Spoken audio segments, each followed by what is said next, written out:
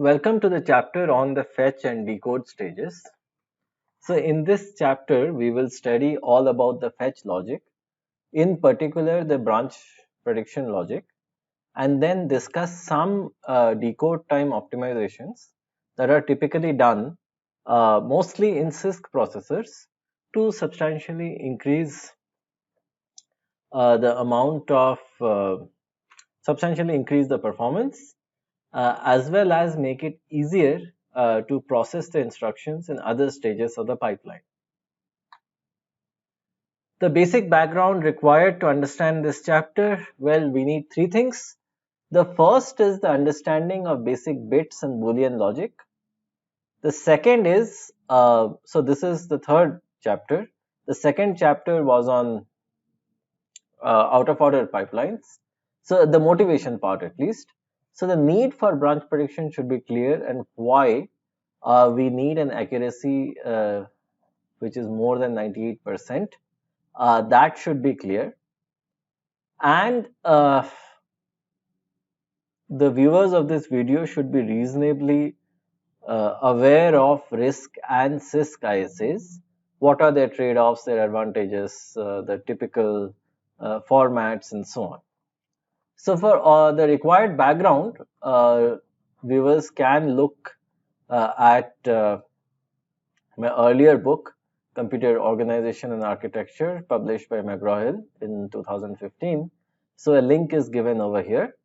So there are YouTube videos as well for all of these topics. So I would urge the viewers to kindly take a look at these topics before proceeding forward, because the material in this lecture set heavily depends on these three topics. So any viewer has to be very thorough with these.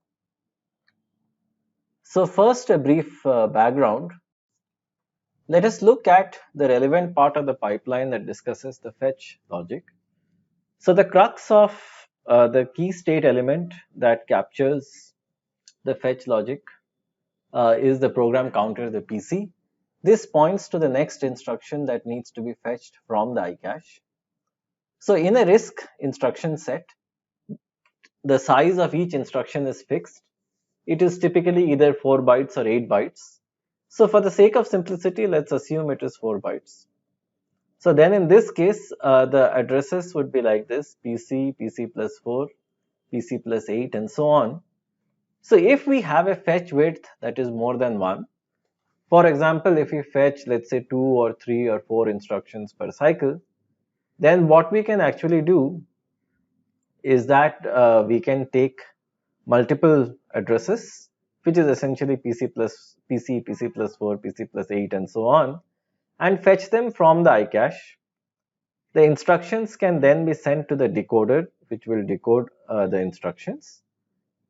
Then the decoded instructions will be put in the relevant instruction packets. So what exactly is decoding? Well, an instruction can be considered as a compressed bundle of information. And so a lot of fields are kind of compressed within the instruction. So all of these need to be expanded such that it is much easier to process the instruction in subsequent stages of the pipeline. So what we do is that we take a instruction in a compressed format. So it is not compressed in the typical compression sense, but it is just that we use as few bits as possible to represent information. So a lot of this is expanded. For example, instructions can embed an immediate. An immediate is a constant in computer architecture in parlance. So the immediate can, let's say, be 16 bits. So a 16-bit immediate is expanded to a 32-bit immediate. So all of this process of expansion is done within a decoder. So the expanded instruction is called the instruction packet, which of course contains all its fields and all other pieces of information that are required to process the instruction in the subsequent stages of the pipeline. This is the instruction packet. So of course, if you are reading 4 instructions simultaneously, let's say from these 4 addresses, then we decode all 4 of them in parallel. So we have 4 parallel decoders. and we create 4 instruction packets that are sent down the pipeline. So this is somewhat a simplistic idealized view of the fetch process. Branches actually can cause problems, and a lot of serious problems, in the sense that they make the control flow deviate. So the addresses, instead of being as well behaved as PC, PC plus 4, PC plus 8 and so on, can actually, if this is a branch, then it can branch to a separate address and we need to fetch from there. So this issue will be there. And so if you are fetching 4 instructions at the same time, well, any subset of them can be branches. And so it is the job of the branch prediction and fetch logic to essentially predict both the direction of the branches as well as the target and fetch instructions from there and kind of give us as many instructions from the correct path as possible such that we can sustain a high fetch bandwidth. So the key summary from this slide is that we need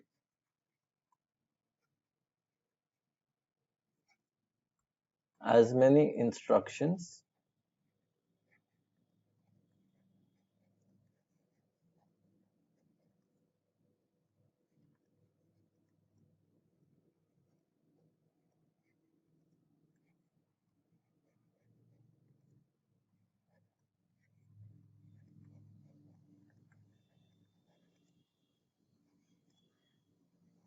right from the correct path as possible. So recall that we had discussed what is the correct path and what is the wrong path in the previous slide set.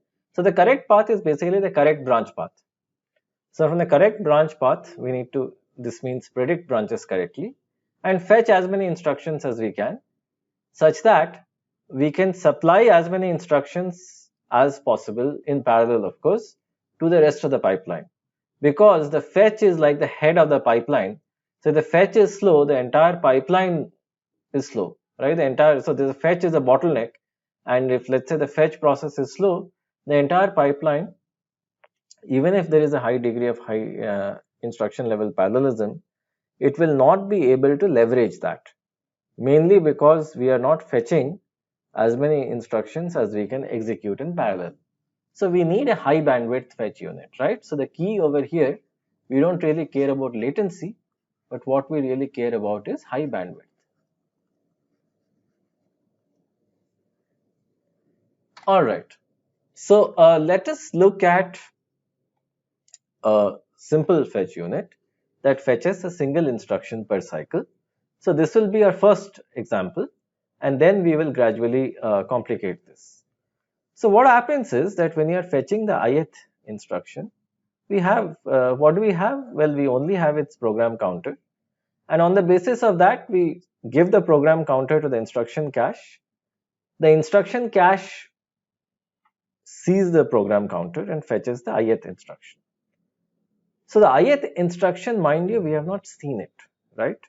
So we are only fetching its, we know its address, we are fetching its contents, but we have not seen it and we have clearly not decoded it. So we are not aware at this specific point of time, which means in this cycle, we are not aware whether it is a branch or not, right? So nevertheless, if we want to fetch the I plus 1th instruction in the next clock cycle, well, then we will have to predict many things, but we will definitely have to predict that after the ith instruction, what is the I plus 1th instruction? If it's a branch, well, we need to predict its outcome and target, and I plus 1th instruction will be the target. Otherwise, if it's not a branch, it is simply PC plus 4, right? That's the address. The same holds for the I plus 1th instruction also. We don't have enough time to see it, right? The moment we are fetching it, we need to calculate the address of the I plus 2th instruction. So we essentially need to predict what will it be, right? So to predict the I plus 2th instruction, well, the I plus 1th instruction, we'll have to, if it's a branch, we'll have to predict its outcome and target. And if it's not, well, in this case, it's again the PC of this instruction plus 4.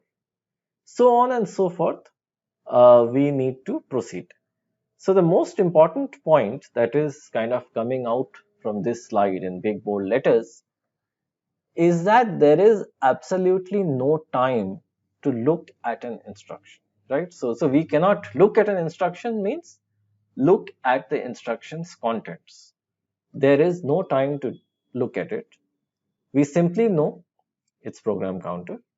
On the basis of that, we need to predict the next instruction. And if the current instruction is a branch, that will end up meaning that we need to do a branch prediction. Let us now look at a more complicated version of the previous slide. So in the previous slide, we are fetching one instruction per cycle. In this slide, we will fetch 4 instructions per cycle. So let us consider the first cycle. So assume that we are fetching 4 instructions and we know somehow, we will see how, that these 4 instructions are on the correct path, right? So let's say we know with high likelihood that they are on the correct path. Now the question is that we need to predict the addresses of the next 4 instructions. So the operative part of this discussion is, let us look at the last instruction in this bundle of 4 instructions. Let the program counter of the last instruction be PC. So what we need to do is that in the current cycle, since we know the 4 instructions and their program counters, we need to predict the first instruction in the next bundle. This can either be PC plus 4, or if this instruction is a branch, it can be its branch target. Then we need to predict the next one, the next instruction, and the next. Alright. So we essentially need to predict these 4 instructions, right, on the basis of the program counter of the last instruction of the current bundle. There are numerous complexities in this. This is not easy. The reason it is not easy is because what we have essentially with us is that we have one program counter. This can either be pointing to a regular instruction or a branch. Regardless of whatever it points to, the instruction that succeeds it on the correct path can again be a regular instruction or a branch. Then that instruction can again be regular or a branch, right? So on and so forth. So essentially we are looking at, so let's say if I were to consider these 4 instructions, we can think of them as kind of a multi-way branch, in the sense that there can be multiple branch instructions within them. And so this, as far as we are concerned, so which 4 instructions are these? They are essentially these 4. So these 4 instructions can have several branch statements within them, and thus numerous targets are possible, numerous correct paths are possible. And instead of making one prediction in a cycle, we actually need to make 4 predictions. On a similar line, we're using a similar logic. Once we have 4 correct instructions in this cycle, we again need to predict the next 4 instructions on the correct path for the next cycle. So this clearly entails having multiple branch predictors, making multiple predictions per cycle, and still ensuring that we are able to ensure a fetch bandwidth of 4, and those 4 instructions are on the correct path, right? So on the correct path, of course, that we'll get to know later, but as far as we are concerned from a prediction point of view, with a very high likelihood they are on the correct path. So as you can see, fetching one instruction at a time or fetching 4 at a time is conceptually similar, but the only difference is that if you are fetching 1 at a time, then it is easy because you have 2 possible outcomes, right? It is either PC plus 4 or the target. But if you are, let's say, predicting 2 instructions at a time, then there are numerous options actually. If this is PC, this can be PC plus 4, and the final instruction after that can be PC plus 8, or we can go to the branch target over here, and again one option can be, it can be either the target plus 4, or this can be a branch, and we can go to the branch target of that. So what we see is that we have numerous options. So this is why it's called a multi-way branch when we are considering predicting branches for uh, a bundle of more than one instruction, and this is clearly complicated. This complexity is shown in this slide, where if we see that if we have a bundle of 4 instructions with one branch, this is relatively easy to predict.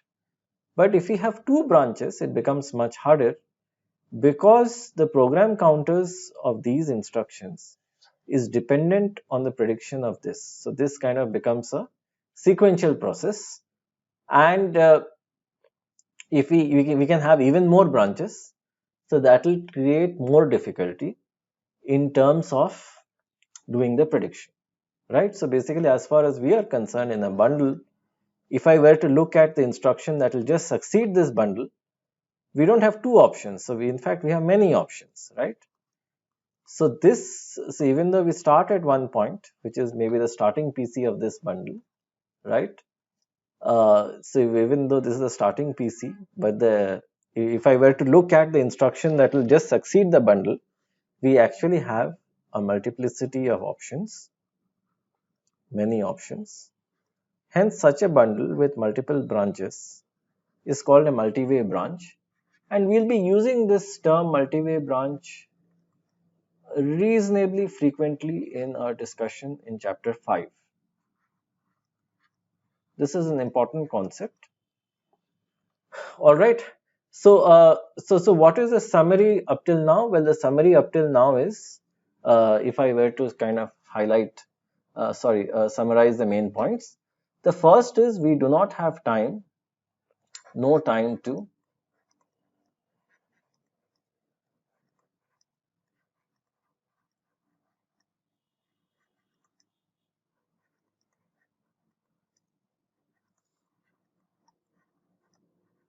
we have no time to look at the instruction. The only thing we can look at is its PC, right? That's the only thing we know. Furthermore, if we want to predict, if we want a fetch bandwidth, a fetch width, so let's call it a fetch width, if we want it to be greater than 1, we are essentially looking at a multi-way branch, where for the bundle as a whole there can be multiple targets, right? Because the bundle can have multiple branches within it. All of these branches have to be predicted correctly, and we will have to find the final correct path, which is hard. So which, a single branch prediction as it is hard, but doing multiple branch predictions is even harder. So this is where the role of a smart compiler comes in. It should ideally generate code such that branches are placed relatively far apart, such that if I were to fetch 4 contiguous instructions on the correct path, there will be desirably at the most 1 branch. So this will reduce the load on the branch predictor and allow us to design simpler systems, right? As opposed to this multi-way branch scenario. Nevertheless, what we will concern ourselves in this chapter is, given a branch instruction, how do I predict several things, which are predict if an instruction is a branch or not is the first thing that we need to do. Because given an instruction, as I have said, we have not seen it. We have only seen its program counter address. We need to predict in the first place whether it is a branch or not, right? If it's a regular instruction, we are fine. The next instruction will be PC plus 4. If it is a branch, which is 2, we need to predict its direction, which is either taken or not taken. Then we need to predict its target, right? If it is a taken branch, that is, right? If it is not taken, no issue. But if it is a taken branch, we need to predict the target of the branch. So as we see, we have 3 different separate problems over here. Predict if an instruction is a branch or not, problem 1. Problem 2, if it's a branch, predict if it's taken or not taken. Problem 3, if it's taken, predict its target. So we create a black box predictor, which given a program counter just returns its prediction, which can very well be the target of the branch. So now let us come to the contents of this chapter. So we will predict first the instruction type. What kind of an instruction is it? Is it a branch, a non-branch? If it's a branch, what kind of branch? Then we will predict the branch outcome. Then we'll predict the branch target. And finally, we will discuss some decode time optimizations. So now let us come back to our discussion. Given a program counter, the status of the instruction, whether it's a branch or not, this does not change, right? So this is kind of hardwired in the program, that because while we are running the program is not changing. So given a program counter, the status of an instruction never changes. Can we use this information? Well, yes. So what is the approach? The approach is that the last time that we had seen a branch, we remember its PC, right? So whenever we see a branch, we remember its program counter. The next time we see a program counter, we essentially check to see if we have seen it before.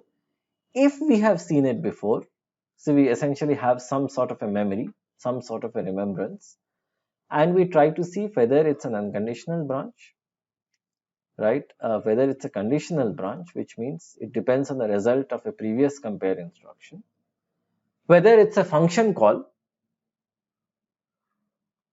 whether it's a return statement, right?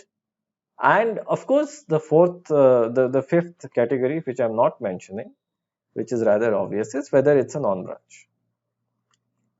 So essentially, we'll have these 5 categories, and for these 5 categories, we essentially need ceiling of bits, which is 3 bits, to represent what is the type of the instruction. All right. So what's the summary again?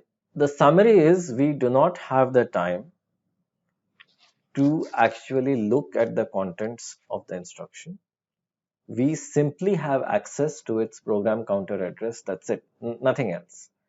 On the basis of that, we need to predict whether it's a branch or not. If it's a branch, what kind? If we have to do that, we will have to remember the last time the last time we had seen this PC, what was the type of the instruction, and use this memory for prediction.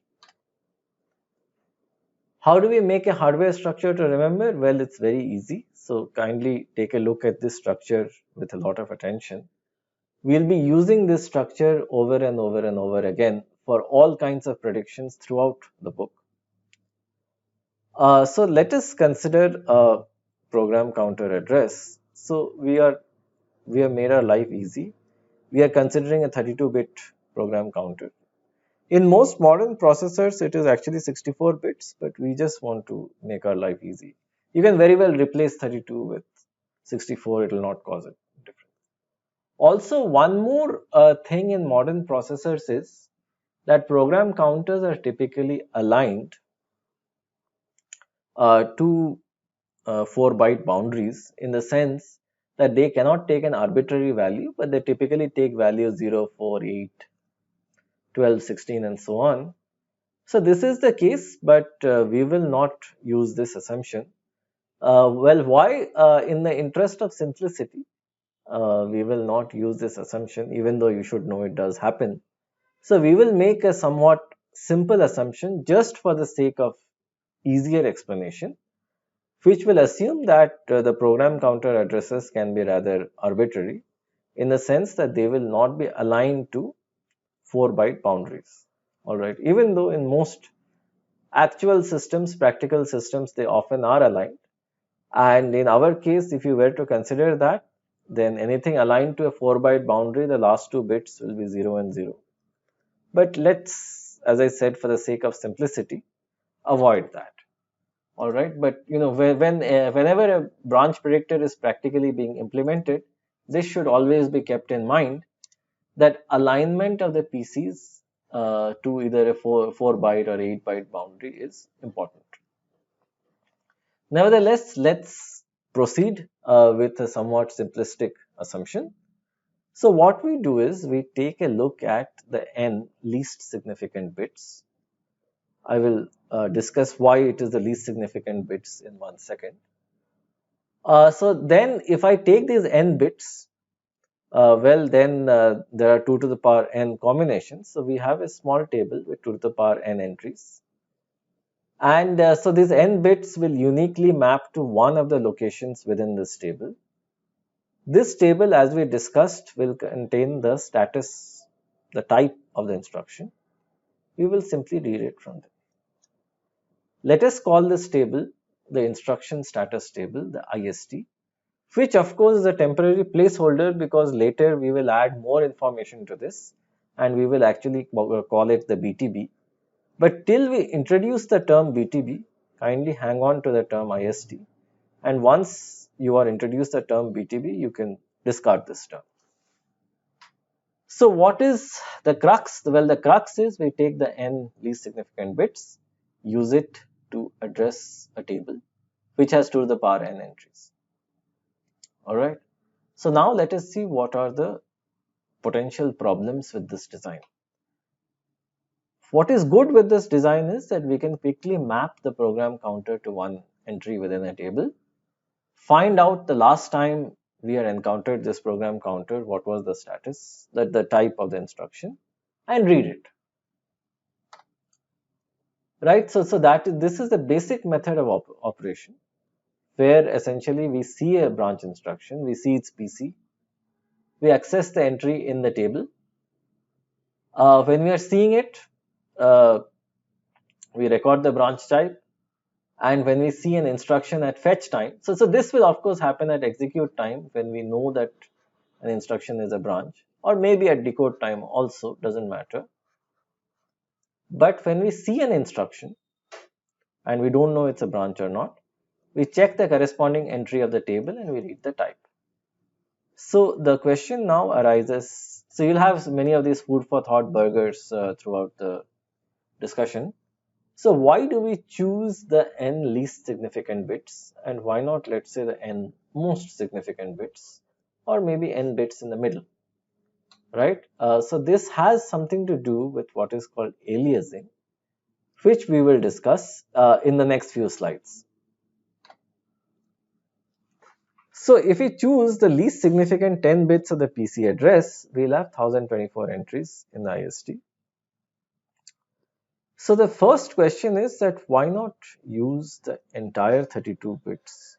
Why just the 10 least significant bits, right? Where n is equal to 10. Why just these bits? Why not all of it? Well, if we have a 2 to the power 32 entry table, it will be very large. So how much is 2 to the power 32 exactly? It is 4 billion roughly. Okay, it's roughly 4 billion entries. And 4 billion is too high a number, too large a number, and we simply don't have the space within the chip to store that many entries. So it is too big, too slow, too much of power, too much of area. So from all of these resource considerations, we need to manage with a significantly smaller table. Hence, we choose a table with 1024 entries as the IST, which is something that we can afford. So the primary problem that will happen with this table, which also takes us back to why we chose the least significant bits and why not any other bits, is basically that it is possible for two instructions. Say this is a PC of 1.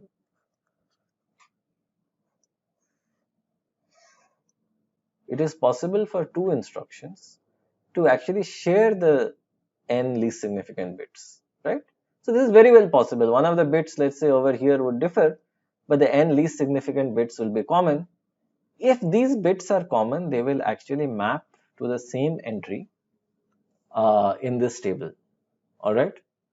So if they map to the same entry, what will happen is it is possible that one of them is a branch, one of them is a non-branch. Right. So then what will happen is we'll have destructive interference in the sense that if, let's say, the non-branch instruction had come the previous time and now we fetch a branch, we will still predict it to be a non-branch because this is what this entry will contain, and we'll make a mistake. So then when we see the status of this instruction, we'll again convert it back to branch. But next time a non-branch may come, it will read the status as branch. It will again make a mistake. It will again change the status to non-branch. If, let's say, the non-branch instruction keeps getting fetched, there's no problem. But the moment we fetch the branch instruction that maps to the same location, we'll again make a mistake. So this is known as aliasing, or this is known as aliasing or destructive interference.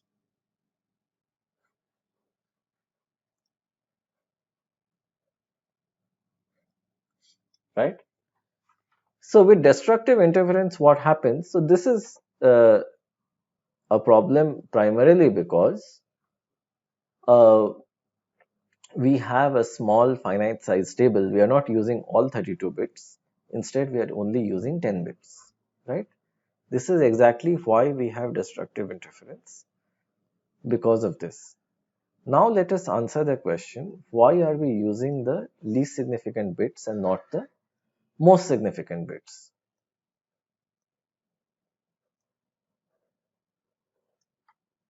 So the idea behind the least significant bits is that you consider a set of numbers. So you consider, let's say you want to count from 1 to 100, and let's say consider some point in the middle, 27, 28, 29, 30, 31, 32. Which bit changes more, the one at the units place or one at the tens place? Clearly the bit at the units place is something that changes more, which is and it is something that I would say is more random. If of course I'm accessing, so assume that I'm accessing numbers between 11 and 99 at random, then what will happen, just extend the logic from this counting example, you will find that the digit at the units place changes far more frequently, and there is much more diversity here as compared to the digit at the tens place. Which means that if I were to just consider the least significant bits, I would see much more diversity, I would see much more randomness as compared to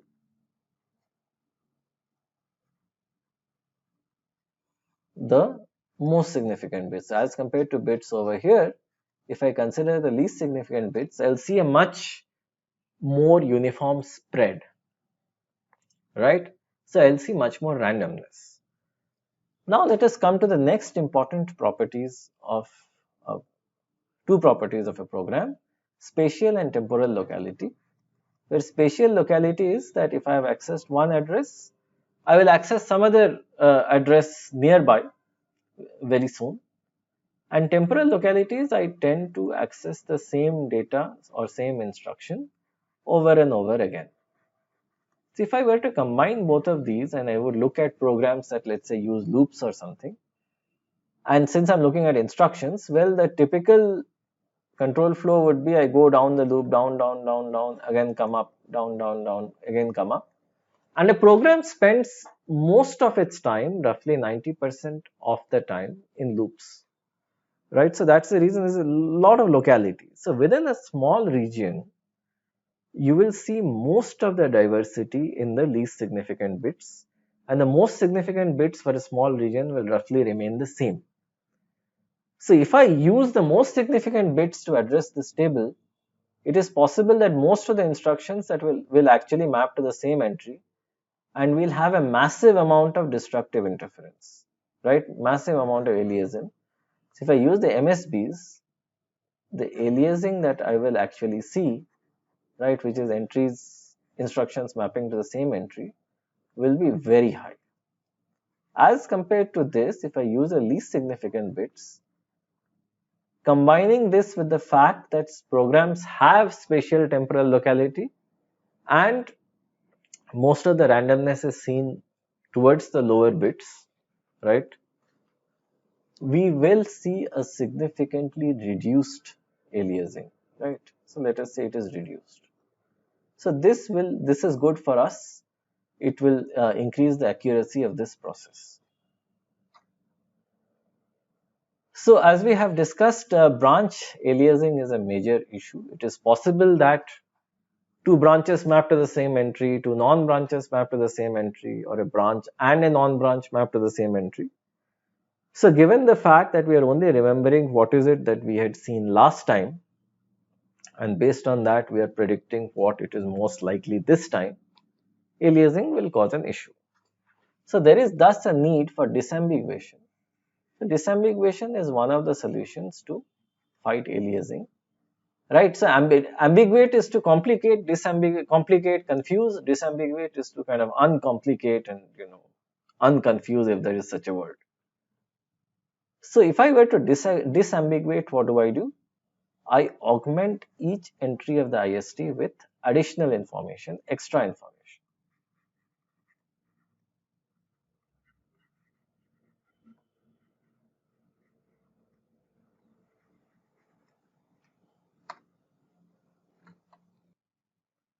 So what we need to do is that the primary confusion that actually arises over here is because of the fact that we are using the lower n bits, and the upper 32 minus n bits, they are not being used. So it is possible that two addresses have the lower n bits in common, but the upper 32 minus n bits are not common. So we follow the same procedure, which is that we use the lower n bits to actually address this table of 2 to the power n entries. However, in each entry, along with storing the branch type, which is a small, as I said, a 3-bit field, right? What we do is that we additionally store these 32 minus n bits, right? So these 32 minus n bits are stored here. So then whenever we are trying to predict for a given program counter, we access the entry, check if the remaining bits match or not. So these remaining bits are known as a tag. So we check if the 32 minus n bits match or not. So if they match, we are sure that this entry is actually not the entry of some other branch. It is the entry for this branch, right? So we are sure that the entire PC matches. So n bits of course match because we come here, and the 32 minus n bits match because we store them over here. So once all of them match, we have of course taken destructive aliasing out of the picture, and destructive interference out of the picture, and then we simply read out the branch type. So instead of a thin table, this kind of becomes a fatter table because per entry we are storing more bits. But the advantage is that we are avoiding aliasing to a large extent. So of course, here a lot of innovations are possible. If let's say this is n is 10 bits, then the tag will be 22 bits. But we can maybe, instead of saving 22, we can maybe, let's say, save just 10 bits. So what will then happen is that the possibility of aliasing will still be there. However, it will get substantially reduced. And what will we gain? Well, we will gain storage space over here. This table will be smaller. So then what does this give us? Well, it gives us a smaller table. Sorry, it gives us a larger table at the cost of better accuracy. It also tells us that whether there is an entry or not. So if there is no entry, so what can happen is that if there is no entry in this table, so in this case we can actually check. In the previous case where we were not storing the tag, we were not sure which PC it exactly corresponded to. But in this case, since we are storing the tag, we know exactly which PC it kind of corresponds to. So if let's say we don't find an entry for a PC, what do? Well, we look at what is more probable. So since only 20% of the instructions are branches and 80% are not, we predict that it is not a branch. This of course can be wrong. Nothing much can be done. Why does an IST work? Well, the reason it works is mainly because most pieces of code exhibit temporal locality. That is that they keep on executing the same instruction over and over again. And when do we see that? Well, we see them in loops.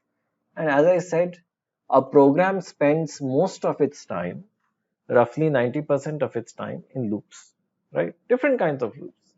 For loops, while loops, all kinds of loops, but the same instructions keep getting executed over and over again. And because of temporal locality, we capture a small region of the program, and if that is stored well in the IST, using the least significant bits, we can predict with reasonably good accuracy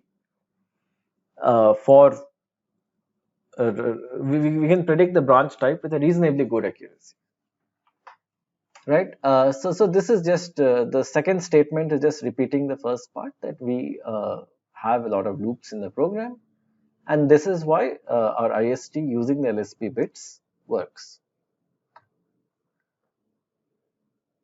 Now let's move to the next problem, which is predicting the branch outcome.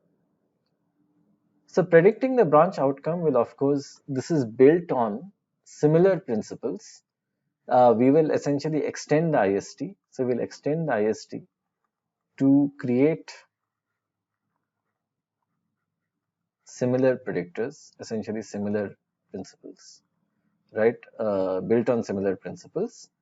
And these branch predictors will incorporate many more effects. Along with temporal locality, they will incorporate many more artifacts, aspects of the way that programs are typically written. So this will be covered in the next lecture of this lecture series.